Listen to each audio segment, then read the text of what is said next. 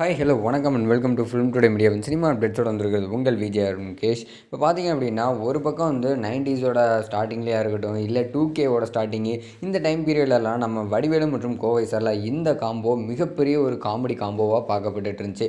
ஆனால் திடீர்னு இவங்க எங்கே போனாங்க அப்படிங்கிற மாதிரி ஆயிடுச்சு. ஒரு பக்கம் வந்து வடிவேலு அவர்கள் பல சிக்கல்கள் அரசியலில் தேவையில்லாமல் பேசி அவருக்கான கெரியர் அவரே வந்து காணாமல் பண்ணிக்கிட்டாரு. பட் இருந்தாலும் கோவை சரளா அவர்கள் பார்த்தீங்க அப்படின்னா அந்த காமெடி ஜானர் அப்படிங்கிறது அவங்களுக்கு மறுபடியும் திரும்ப கிடைக்காம போயிருச்சு.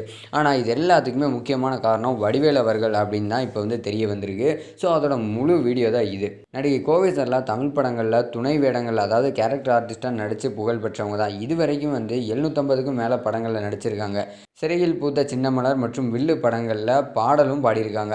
அது மட்டும் இல்லாமல் பார்த்தீங்க அப்படின்னா உழைத்து வாழ வேண்டும் அப்படிங்கிற படத்தோட தயாரிப்பாளரும் இவங்களாமா. இதெல்லாம் நமக்கு தெரியாத விஷயந்தான். அது மட்டும் இல்லாமல் சிறந்த நகைச்சுவை நடிகராக பார்த்தீங்க அப்படின்னா தமிழ்நாடு மாநில விருதுகளையும் வாங்கியிருக்காங்க திரைப்படம் சார்பாக. அதோட பார்த்தீங்க அப்படின்னா பூவெல்லாம் முன்வாசம் இந்த மாதிரியான சில படங்கள்லையும் வந்து நடித்து மிகப்பெரிய ஒரு சிறந்த பெண் நகைச்சுவை நடிகை அப்படிங்கிற விருதையும் நந்தி விருதையும் வந்து வாங்கியிருக்காங்களாமா. நிகழ்ச்சி தொகுப்பாளராகவும் இவங்க வந்து டிவிலெலாம் ஒர்க் பண்ணியிருக்காங்க அப்படின்னும், அது மூலிமா இவங்களோட அந்த நிகழ்ச்சி தொகுப்பாளராக இவங்களோட திறமையும் வெளிப்படுத்தியிருக்காங்க. அது மட்டும் இல்லாமல் இவங்களோட ஃபேவரட்டான எக்கச்சக்கமான டயலாக்ஸே இருக்குது அப்படின்னே சொல்லலாம். இவங்களோட பேரை சொன்னாலே இவங்களுக்குன்னு ஒரு ஐடென்டிட்டி சொல்லக்கூடிய அளவில் நிறைய டயலாக்ஸும் இவங்க வந்து வச்சுருக்காங்க. ஸோ நம்ம கவுண்டமணி மற்றும் கோவை சரளா இவங்க பார்த்தீங்க அப்படின்னா அந்த ஜப்பானில் போய் வந்து பண்ணுறக்கூடிய காட்சிகள், இந்த சீன்ஸ் எல்லாம் செம்ம என்டர்டெய்னிங்காக இருக்கும். அதில் பார்த்தீங்க அப்படின்னா நம்ம கோவை சரளா சில டயலாக்ஸ் எல்லாம் பேசியிருப்பாங்க. என்ன ஜப்பானில் போய் அப்படி இப்படின்னு நிறையா பாட்டெல்லாம் போடுவாங்க. அதுக்கப்புறம் கரகாட்டக்காரன் படத்தில் பார்த்தீங்கன்னா என்ன ஜப்பானில் கூப்பிட்டாங்க, அங்கே கூப்பிட்டாங்க, இந்த மாதிரியான நிறைய டைலாக்ஸ்லாம் இன்றைக்கு வரைக்குமே வந்து எல்லோரும் ட்ரெண்டிங்கில் தான் இருந்துகிட்ருக்கு. திரையுலகில் சாதிக்கணும் அப்படிங்கிற எண்ணத்தில் சென்னைக்கு வந்த அவங்களுக்கு முந்தானை முடிச்ச திரைப்படத்தில் ஒரு சின்ன கேரக்டரில் நடிக்க நம்ம பாக்யராஜ் அவர்கள் வந்து ஒரு வாய்ப்பையும் கொடுத்தாரு. அதை தொடர்ந்து பார்த்திங்க அப்படின்னா கோவை சரளா இன்றைக்கு வரைக்குமே வந்து யாரையுமே திருமணம் செஞ்சுக்காமல் இருக்கிறாங்க. பரந்த உள்ளமும் இறக்க குணமும் அதிகமாக இவங்ககிட்ட இருக்காமா. தன்னோட உடன் பிறந்தவங்களோட பிள்ளைகளை வந்து தன் பிள்ளைகளை நினச்சி ரொம்ப கண்டிப்போட அழகாக வளர்த்துட்டு வந்துட்டுருக்காங்க. பல ஏழை குழந்தைகளையும் வந்து படிக்க வச்சுட்ருக்காங்களாமா நம்ம கோவை சரளா. முதியோர் இல்லங்களுக்கு அடிக்கடி போய் அவங்களுக்கு தேவையான உதவிகளையும் செஞ்சுட்டு வந்துட்டுருக்காங்க. மனோரமாவுக்கு அடுத்தபடியாக ஒரு தலை சிறந்த நகைச்சுவை நடிகையாக திகழக்கூடிய நம்ம கோவை சரளா தென்னிந்திய திரையுலகத்துக்கு கிடைச்ச மிகப்பெரிய பொக்கிஷம் அப்படின்னு தான் சொல்லணும்.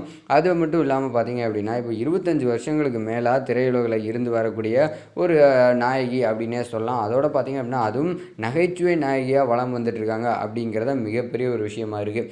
அது மட்டும் இல்லாமல் பார்த்திங்க அப்படின்னா இந்த நிலையில் இவர் நடிகர் வடிவேலோடு சேர்ந்து நடித்து நிறையா விஷயங்கள், நிறையா படங்களில் நிறையா காமெடி சீன்ஸு பயங்கரமாக ட்ரெண்டிங் ஆகிருக்கு. அப்படி இருக்கும்போது நம்ம வடிவேலு அவர்கள் ஒரு ஸ்டேஜில் பார்க்கும்போது கோவை சரளா அவர்களுக்கு அதிக மார்க்கெட், அதிக ரசிகர் பட்டாளம் எழ ஆரம்பித்த உடனே வடிவேலு அவர்களுக்கு ஒரு பக்கம் வந்து அவருக்கு ரொம்பவே கஷ்டமாயிடுச்சாமா. என்ன அப்படின்னா தன்னை விட அவங்க நல்லா நடித்து நல்ல பேரும் புகழும் சம்பாரிச்சிருவாங்களோ அப்படிங்கிற ஒரு நினப்பில் வடிவேலு அவர்கள் அடுத்ததாக கோவை சரளாவை டாமினேட் பண்ண ஆரம்பிச்சிருக்காரு. அந்த டைமில் பார்த்தீங்க அப்படின்னா டேரக்டர்ஸ் போய் வடிவேலுவை போய் அணுகும்போது, இல்லை இந்த படத்தை வந்து கோவை சரளா இருக்கவே கூடாது, இருந்தால் நான் நடிக்க மாட்டேன் அப்படிங்கிற மாதிரி டேரக்டர்கிட்டையும் நடிகர்கிட்டையும் இவர் வடிவேலு அவர்கள் வந்து கண்டிப்போட சொல்லிடுவாராமா.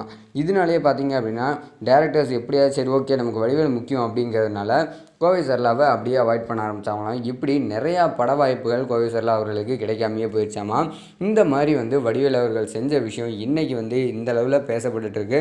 அது மட்டும் இல்லாமல் கூட இருந்த துணை நடிகர்கள் எல்லாத்தையும் வந்து நம்ம வடிவேலு அவர்கள் தான் மொத்தமாக காலி பண்ணார் அப்படிங்கிற அளவுக்கு வந்து பேச்சுக்கள்லாம் போயிட்டுருக்கு. ஸோ இந்த மாதிரியான விஷயங்கள்லாம் கேட்கும்போது வடிவேலு அவர்கள் உண்மையாகவே நல்லவரா கெட்டவரா அப்படின்னு அவரோட டயலாக்லேயே சொல்லலாம் போல். பட் இருந்தாலும் உங்களுக்கு என்ன தோணுது அப்படிங்கிறத மறக்காமல் கமெண்ட் செக்ஷனில் மென்ஷன் பண்ணிடுங்க. இந்த வீடியோ பிடிச்சிருந்துச்சு அப்படின்னா லைக் பண்ணுங்கள், ஷேர் பண்ணுங்கள், கமெண்ட் பண்ணுங்கள், மறக்காம சேனலை சப்ஸ்கிரைப் பண்ணிடுங்க.